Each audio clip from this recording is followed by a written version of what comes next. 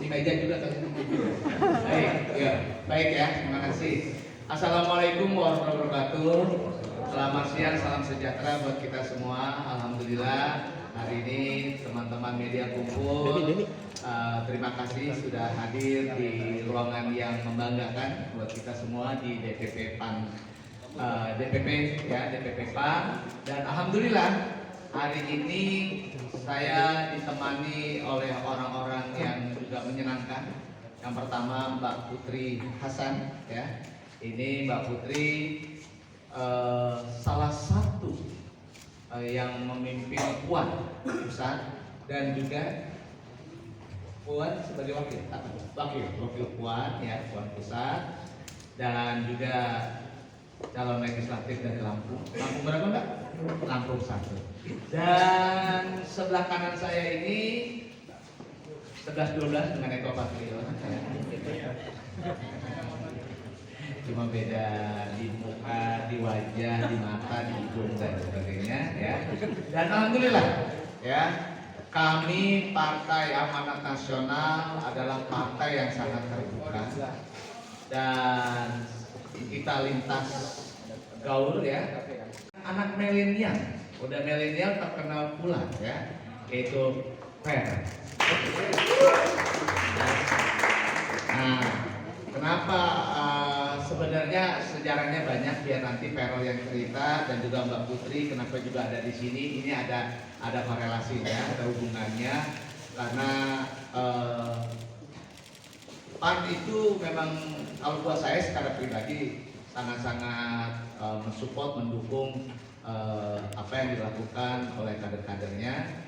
Dan sebelum jadi kader, Ferol ini banyak komunikasi sama Mbak Putri ya, kaitannya dengan masalah hal yang lain. Ferol curhat tentang udah deh semua deh, dari yang pribadi sampai yang bla bla bla gitu ya. Termasuk Mbak Putri juga masalah yang kesendirian juga sama ya, cerita Ferol. Nah, Eko Patrio ini dicurhatinya juga sama bapaknya juga, sama mamahnya juga, apalagi kemarin dalam hal yang berkaitan dengan KDRT kita juga. Jadi saya sama keluarganya Ferol, ayah dan mamahnya ini dekat sekali. Dan kalau misalnya dia masuk ke sini bukan karena ujuk-ujuk kita ajak ya, tapi memang ada ikatan emosional yang sudah lama sekali. Nah, sekarang sebelum saya kasih ke Ferol dulu, ke Mbak Putri dulu nih. Mbak Putri, ini gimana ceritanya Ferol bisa gabung di PAN, gimana coba? Assalamualaikum warahmatullahi wabarakatuh, teman-teman semuanya. Sebenarnya sampai itu kenalnya udah cukup lama, udah kira-kira 3 hari ya. Udah mungkin 6 bulanan lebih intens komunikasi, tentu terkait Ferol ini punya keinginan yang sangat baik ya menurut saya sebagai generasi milenial. Ferol ini pingin gimana caranya bisa ikut membangun, mengabdi untuk bangsa Indonesia.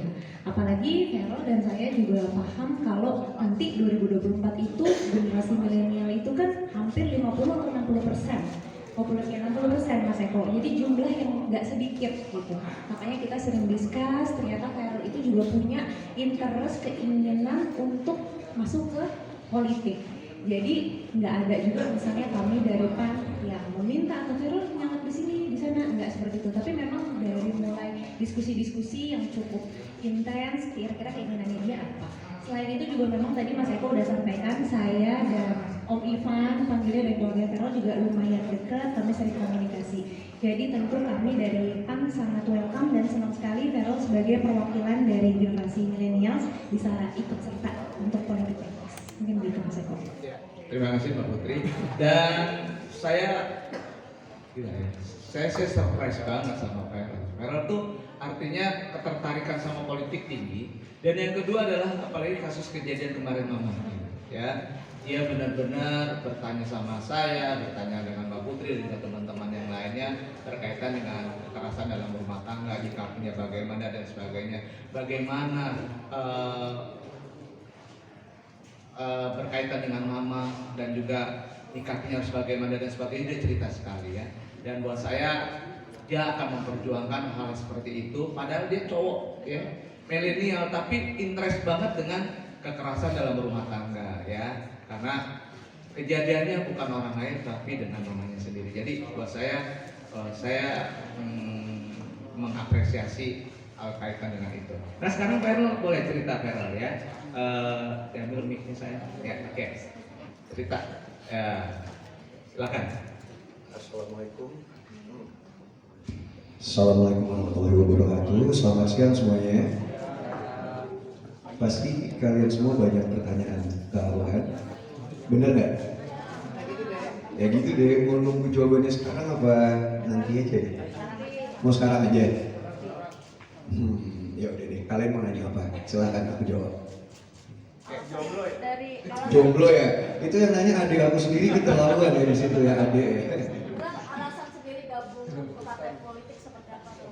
Oke, itu pertanyaan yang sangat bagus ya. Pasti ditunggu sama teman-teman media semua kan. Oke, sebelumnya aku mau jelasin bahwa ada 3 alasan simpel kenapa akhirnya aku memutuskan untuk terjun ke dunia politik. Padahal mungkin kalau teman-teman pikir belakangan ini aku kan lagi sibuk di dunia entertainment ya, sibuk main sinetron, dan aku juga pikir aku lagi di masa-masa produktif aku, di mana lagi banyak project, banyak karya-karya yang bisa aku lakuin di dunia entertainment. Cuman kalau pertanyaannya adalah kenapa aku memilih untuk ikut berpolitik, masuk partai politik, sebenarnya ada 3. Yang pertama, dalam hidup terkadang kita itu punya tujuan dan ada sesuatu yang menggerakkan kita. Contoh, misalnya kita pergi sekolah, kita kuliah, tujuannya untuk apa? Untuk mendapatkan gelar misalnya, untuk menjadi pintar. Kenapa kita bekerja misalnya? Untuk mendapatkan uang misalnya. Ada yang tergerak karena uang, ada yang tergerak karena gelar. Tapi kalau untuk aku pribadi, dengan banyaknya pengalaman hidup yang udah dilewatin ya, aku tergerak ketika aku bisa membantu orang dan juga membahagiakan orang. Dan itu mungkin adalah salah satu alasan kenapa aku milih ke dunia entertainment pada saat itu. Karena aku melihat, oh dengan aku main sinetron, misalnya aku masuk ke acara TV, banyak orang-orang yang bisa bahagia dan juga banyak anak-anak muda terutama yang bisa terinspirasi. Misalnya dengan apa yang aku capai, bisa apa yang aku lakuin dengan pekerjaan aku. Jadi kembali lagi ke pertanyaannya kenapa ke politik. Yang pertama, karena aku tergerak ketika aku bisa membantu orang. Dan ketika aku menggunakan uang pribadi aku, misalnya mungkin teman-teman media tahu lah, aku kalau sama teman, sama sahabat, sama keluarga itu aku royal banget. Tapi scope-nya, ruang lingkup yang bisa aku bantu hanya sekedar di situ aja. Tapi ketika aku menjadi diplomat, menjadi politisi, jumlah orang yang bisa aku bantu akan jauh lebih banyak lagi. Itu yang pertama. Yang kedua, mama aku. Mama dan papa aku adalah 2 sosok yang sangat menginspirasi dan juga orang yang sangat berinfluence dalam hidup aku. Aku udah melihat mama dan papa di dunia politik dari aku kecil. Kebetulan mama 10 tahun di DPR, papa adalah orang yang dulu membimbing mama masuk politik.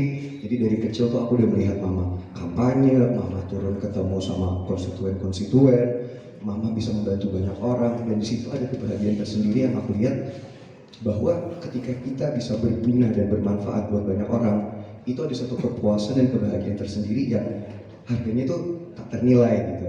Jadi aku lihat apa sih emangnya mama tuh di DPR ngapain sih kerjanya?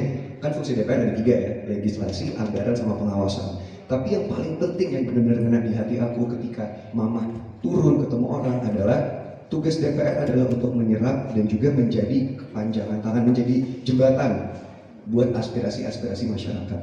Dan aku merasa seperti yang Kak Putri bilang tadi, sekarang jumlah milenial sama Gen Z itu kita mendominasi. Kita 50-60%. Jadi alangkah baiknya kalau aspirasi-aspirasi dan juga keinginan-keinginan teman-teman aku yang seumuran aku, milenial dan Gen Z, itu bisa diwakilkan oleh orang yang juga milenial, yaitu aku. Dan yang ketiga, seperti yang aku bilang tadi, dengan aku di politik, aku akan bisa menyentuh hidup lebih banyak orang, membantu lebih banyak orang, dan aku rasa hal itu adalah yang membuat kedua orang tua aku bangga. Jadi itu kenapa aku memutuskan untuk milih PAN, karena menurut aku PAN itu memberikan aku kesempatan. Mungkin teman-teman di sini atau banyak netizen juga yang berpikir, apa sih backgroundnya, kenapa sih meremehkan gitu loh, apa sih Feral kenapa tiba-tiba ke politik segala macam. Tapi itu sama sekali tidak aku rasakan sama Partai Amanat Nasional, sama Mas Eko, sama Kak Putri, sama Bang Zul, ketua umumnya PAN, mereka malah sangat merangkul aku, mereka mensupport aku, bahkan mereka yang akan mengajarkan dan membimbing aku nanti untuk kedepannya berpolitik itu seperti apa. Jadi menurut aku PAN itu memberikan kesempatan, memberikan ruang untuk anak-anak muda untuk bisa didengar, untuk bisa menaruh ide-ide dan aspirasi mereka, dan juga benar-benar bukan hanya lip service, tapi terbukti bahwa di PAN sendiri banyak banget kader-kader yang DPR, yang apapun itu yang masih muda gitu. Jadi aku rasa ini kendaraan politik yang sangat cocok dan pas banget buat aku. Tuh ya, ini sebenarnya bukannya udah kader, ini udah anggota DPR seharusnya.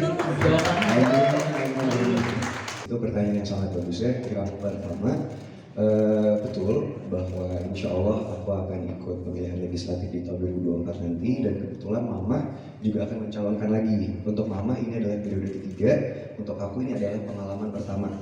Betul, ini adalah proses pembelajaran dan kesempatan yang sangat baik untuk aku.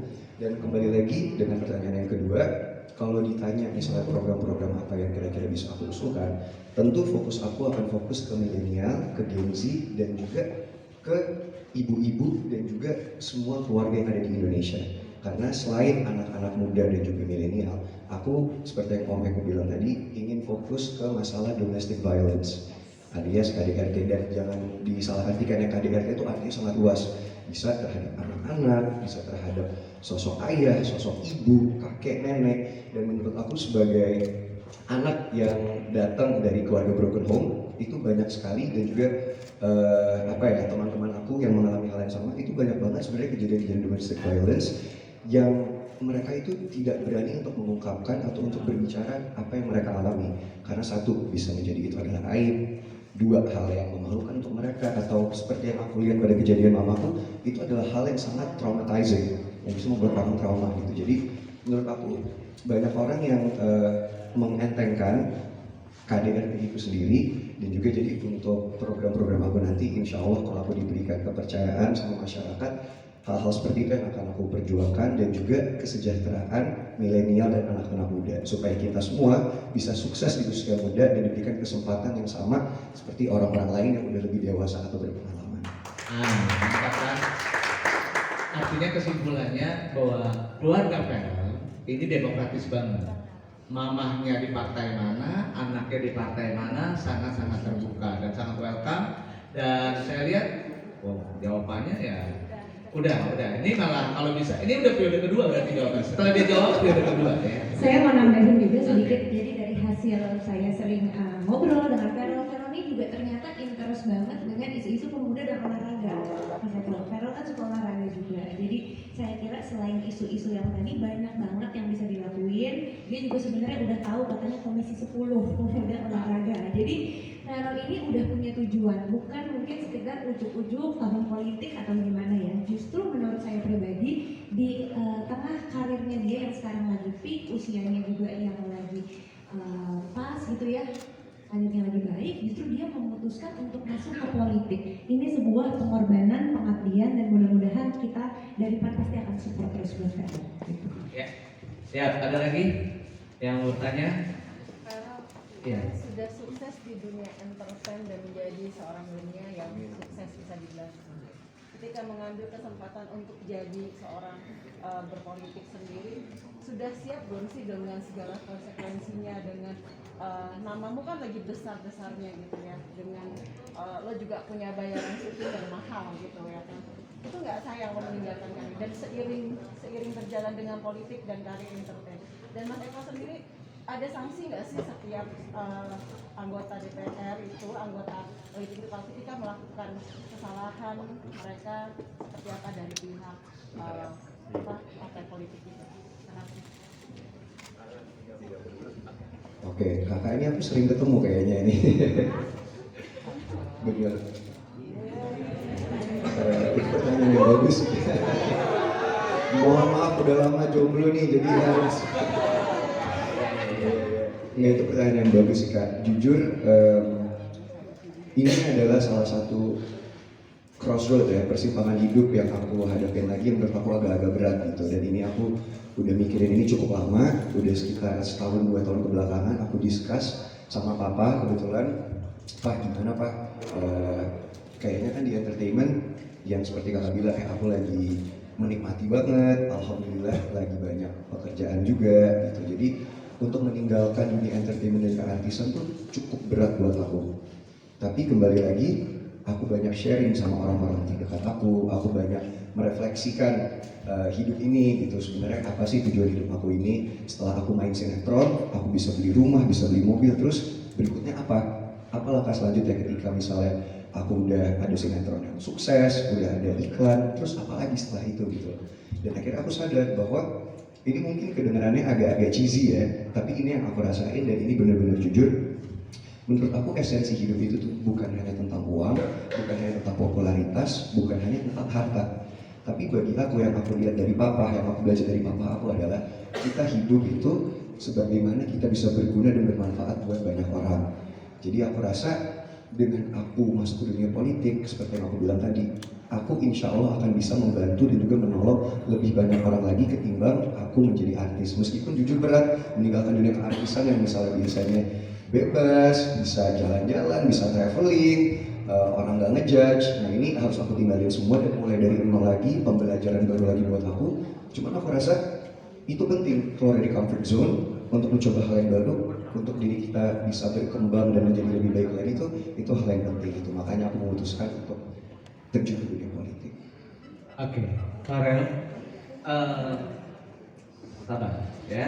Karena apa bukan? Karena kondisinya gini, saya tuh sebenarnya sama kayak Farel pada saat di terjun dunia politik itu juga sama dalam kondisi lagi tinggi-tingginya 2009. Saya lagi acara dari pagi ketemu pagi dan lagi ngetop-ngetopnya kayak Farel, kayak Raffi Ahmad gitu ya. Tapi memang itu, saya masih ingat guru ngaji bilang sehebat-hebatnya orang lebih hebat bermanfaat untuk orang banyak gitu ya. Kalau kita di dunia entertain ya kita bermanfaat untuk diri sendiri dan keluarga. Tapi kalau di politik benar kata Farel tadi ya, bahwa bisa bermanfaat untuk orang banyak sebanyak-banyaknya sesuai dengan fungsi dan tugas di DPR yaitu mengawasi anggaran dan juga kaitan dengan masalah membuat undang-undang. Jadi banyak banget manfaatnya.